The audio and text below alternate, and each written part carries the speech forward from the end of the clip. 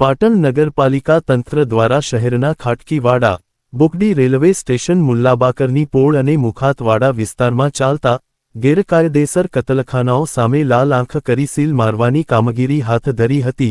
ચુસ્ત પોલીસ બંદોબસ્ત સાથે નગરપાલિકાની તમામ શાખાના અધિકારી કર્મચારીઓ તેમજ ચીફ ઓફિસર દ્વારા આ વિસ્તારના 52 ગેરકાયદેસર કતલખાનાઓ સીલ કરવાની સાથે જ તેઓના ભૂગર્ભ ગટર નળ કનેક્શન અને વીજ પુરવઠો પણ કાપવામાં આવ્યો છે।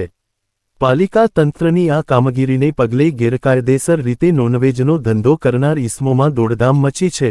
પાટણ શહેરમાં નિયમોનું ઉલ્લંઘન કરીને ધમધમતા ગેરકાયદેસર માંસ મટનના એકમો સામે પાટણ નગરપાલિકાએ કડક કાર્યવાહી હાથ ધરી છે।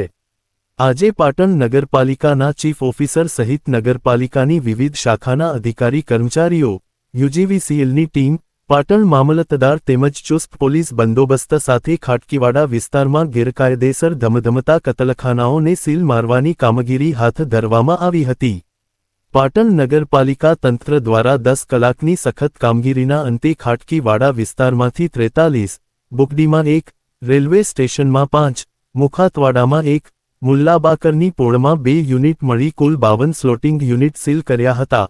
આ સીલિંગ કામગીરી દરમિયાન 28 વીજ કનેક્શનો, 19 ભૂગર્ભ ગટર કનેક્શન, 16 પાણી કનેક્શન કાપવામાં આવ્યા હતા। ચીફ ઓફિસર દ્વારા દરેક દુકાનોમાં સ્થળ નિરીક્ષણ કરી સીલ મારવાની કામગીરી કરી હતી।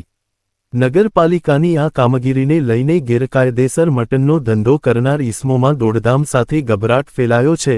નગરપાલિકાના ચીફ ઓફિસર હિરલ ઠાકરે જણાવ્યું હતું કે આ કડક નિર્ણય પાછળ food safety and standard act 2006ના નિયમોનું ઉલ્લંઘન જવાબદાર છે। આ ઉપરાંત ગુજરાત હાઈકોર્ટમાં દાખલ થયેલી PIL નંબર 133/2001ના સંદર્ભમાં રાજ્યની તમામ પાલિકાઓને ગેરકાયદેસર માંસની દુકાનો અને કતલખાના બંધ કરાવવાનો આદેશ આપવામાં આવ્યો છે। પાલિકા દ્વારા આ તમામ એકમોને અગાઉ નોટિસ ફટકારી દેવામાં આવી હતી તો 5 મહિના પૂર્વે નગરપાલિકા દ્વારા તમામ યુનિટ ધારકો સાથે બેઠક યોજવામાં આવી હતી। આ બેઠકમાં તેમને ગુજરાત પ્રદૂષણ નિયંત્રણ બોર્ડના નિયમો મુજબ સુવિધાઓ ઊભી કરવા અને ફૂડ એન્ડ સેફ્ટી લાયસન્સ મેળવવા સૂચના આપવામાં આવી હતી। સંચાલકોએ ખાતરી આપી હોવા છતાં અત્યાર સુધી કોઈ નક્કર સુધારા ન જણાતા આખરે પાલિકાએ સીલિંગની કામગીરી કરી છે। આજે પાટણ નગરપાલિકા દ્વારા ગેરકાયદે સ્લોટર યુનિટ છે એ 52 સ્લોટર યુનિટને સીલ કરવામાં આવ્યા અને 19ના ગટરના કનેક્શન અને 16ના પાણીના કનેક્શન કાપવામાં આવ્યા અને લાઇટના કનેક્શન